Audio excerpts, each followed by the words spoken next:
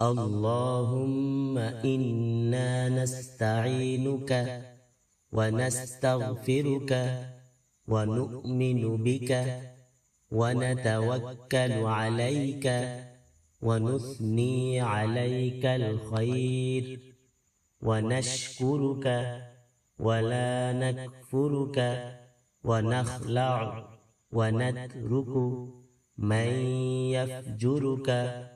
اللهم إياك نعبد ولك نصلي ونسجد وإليك نسعى ونحفد ونرجو رحمتك ونخشى عذابك إن عذابك بالكفار ملحق.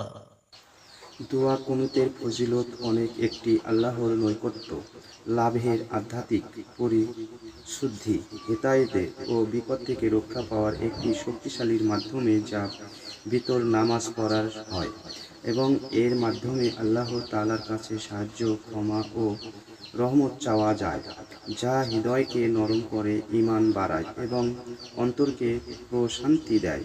এতে আল্লাহর প্রতি নির্ভরশীলতা বাড়ে, সওয়াব অর্জিত হয়। দোয়া কুনুতের প্রধান ফজিলত আল্লাহর নৈকট্য লাভ। একটি আল্লাহর সাথে বান্দার সম্পর্ক গভীর করে এবং অনুগত্য ও কৃতজ্ঞতার শিক্ষা দেয়। ক্ষমা ও রহমত, এটি গুনাহ মাফ এবং আল্লাহর রহমতের লাভের একটি উপায় যা অন্তরকে নরম ও পবিত্র করে। হেদায়েতের ও সুরক্ষা, এটি সঠিক পথের দিশা দেয় এবং বিপদ ও ক্ষতি থেকে রক্ষা পাওয়ার জন্য একটি শক্তিশালী দোয়া। প্রশান্তি ও আধ্যাত্মিক তৃপ্তি, এটি মনকে শান্ত করে এবং আল্লাহর স্মরণ ও তার প্রতি নির্ভরশীলতা বৃদ্ধি করে, যা আধ্যাত্মিক শক্তি এনে দেয়। আত্মবিশ্বাস বৃদ্ধি, এটি কঠিন সময়ে আল্লাহর সাহায্য চাওয়ার মাধ্যমে সাহস ও শক্তি যোগায়।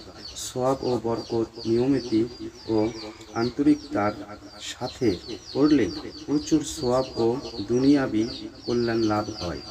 কখন পড়া হয়? সাধারণ ভিতর নামাজের দ্বিতীয় রাকাতে সূরা ফাতিহা ও অন্য সূরা পড়ার পর রুকুর আগে এটি পাঠ করা হয়। গুরুত্বপূর্ণ দিক, এটি শুধু নির্দিষ্ট দোয়া নয়, বরং আল্লাহর কাছে নিজের প্রয়োজন অনুযায়ী যে কোনো কিছু চাওয়ার সুযোগ থাকে, যা আন্তরিকতা ও বিনয়ের সাথে পড়া উচিত। ভিডিওটি ভালো লাগলে সাথে থাকবেন। আজ এই পর্যন্তই। খোদা হাফেজ।